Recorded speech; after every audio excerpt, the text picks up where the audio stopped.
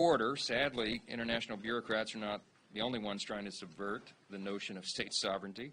Our own Commander-in-Chief, Joe Biden, is continuing to undermine America's sovereignty through his open border policy. We got the latest report from the border this morning. Fox News' Bill Maloogian reported that there were large groups of persons coming from Middle Eastern countries and China, men of military age probably, and by appearance of military capability, just flowing right across the border into our country.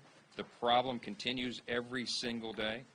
And now you have Senator Schumer, who's trying to give his vulnerable members cover for this because they've created this catastrophe by voting on a bill which has already failed in the Senate. It may not even get 50 votes because it's a bad bill, and it's really a phony messaging exercise that's going to go nowhere.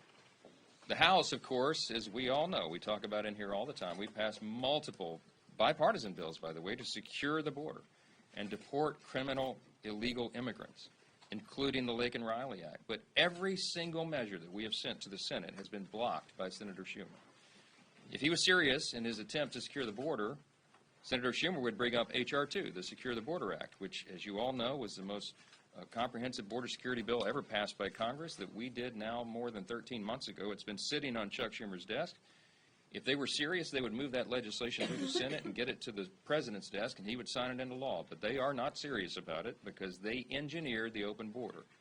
Do not ever forget, we documented at least 64 specific executive actions that President Biden himself took, beginning on the first day he walked in the Oval Office, and that his agencies, at DHS under the direction of Secretary Mayorkas, whom we impeached in the House, that they engineered. They opened the border wide. They did it intentionally. They're not serious about the issue.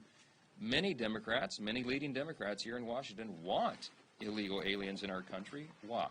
So they can become voters and they can affect the outcome of the census in 6 years to affect reapportionment in Congress. Now, if you want example of that, look at the District of Columbia. That's what Leader Scalise was mentioning. The City Council has decided they want non-citizens and foreign actors deciding who will serve as mayor and the local attorney general here.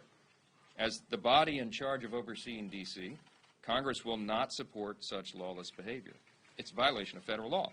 We're not going to let Russian spies and criminal aliens decide who runs our nation's capital. We're just not going to do it.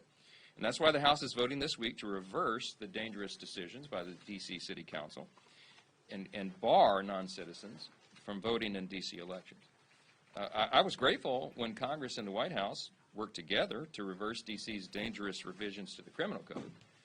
And if this voting bill can't pass, everybody watch very closely. It's going to be proof positive that there are some Democrats who want illegal aliens deciding election outcomes. It's going to be clear they don't want Americans deciding American elections. With that, we'll take a few questions. Speaker Johnson, Yeah. what's next on the contempt